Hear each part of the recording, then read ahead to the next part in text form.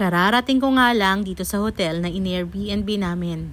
Kasama ko yung mga tropa ko nung high school. Buti na lang naisipan nila na kumuha kami ng Airbnb.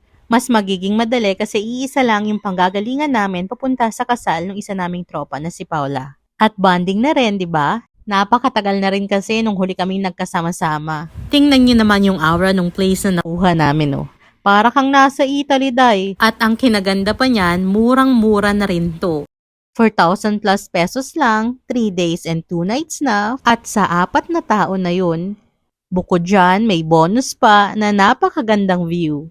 When kaya magkakaroon ng ganito kagandang pang Airbnb, no? Eto nga't after 2 hours, dumating na rin si Aren. Isa nga pala to sa pinakamayaman kong tropa. Naku, sobrang yaman na nito ngayon. Ano sekreto mo, day? Maganda nga at nag-share talaga siya ng knowledge. Thank you, Aren, ha. Sana naman nakuha namin ni Eli, diba? Salamat na rin sa libre.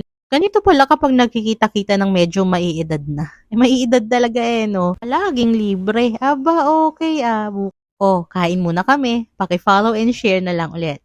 Salamat!